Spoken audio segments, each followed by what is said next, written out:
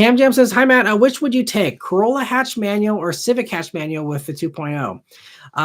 That's a great question. So I think between those two, it's going to come down to how much rev hang annoys you and how much space you need. I think those are the main two things. So the Civic hatch is a way bigger hatch than the Corolla. I feel like it's almost double the size of a Corolla hatch in the back there for the cargo space. Backseat space too is much better in the Civic. So from a livability standpoint, Civic all day, every day. Corolla also has worse rev hang. Now maybe you can tune that out or something. Civic hatch also has a little bit, but not as bad in my experience. Because I just, I had a, I mean, I didn't drive the regular 2.0, but I had, the Sport Touring hatch a couple of years back, and that was pretty good. Maybe it's worse with the 2.0 naturally aspirated motor. Maybe it's better. I don't know. But if I were buying a hatch, just again, regular, just based model, hatchbacks for those two, I would definitely go Civic.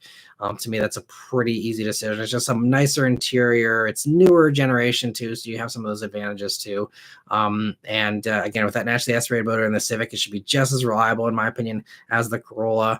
So I think in that case, easy choice for me, I would go Civic hatch manual. I think that's definitely the better of the two. And I'd love to review a regular Civic hatch manual someday, but haven't had an opportunity to. But if I get a chance, I would love to drive one. Because I mean, I did enjoy the Corolla hatch manual. I did a video on that if you're curious. But I think the Civic hatch would definitely be my choice. Camjam says, "Forgot to ask about current gen Mazda3 hatch manual compared to the Civic and the Corolla."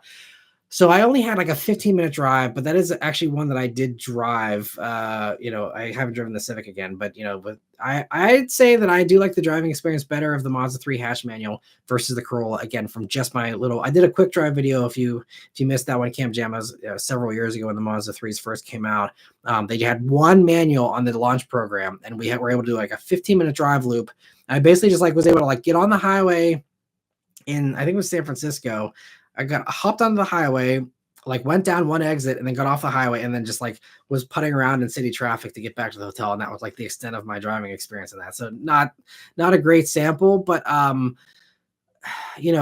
problem with Mazda3 hatches, it's also small. It's the same problem as the Corolla. So Civic is still the easily hands down the most livable one of the bunch. If you were comparing Mazda to Corolla, I would go Mazda. I think if you're just going to live with a small backseat and a small hatch anyway, I'd rather have the Mazda3. Some people really get annoyed about the rear quarter panel visibility there with that huge pillar that they have. In my experience with the hatches, it hasn't been a big deal. At least again, with just my experience of living with them for a week or two. But people do have a valid complaint there, and some people that really annoys them. So that's the only thing I will say caveat wise with the Mazda3. But otherwise, I'd go Mazda3 over Corolla, but still Civic would be top, I think, in my mind. Although it's hard to argue. I mean, the Mazda3 is going to be the punchiest with 91 horsepower they now have or whatever. I mean, that's going to blow the doors off the base Civic motor and the Corolla motor as well. So again, if you don't need the most space, yeah, I'd say Mazda3 hatch for sure.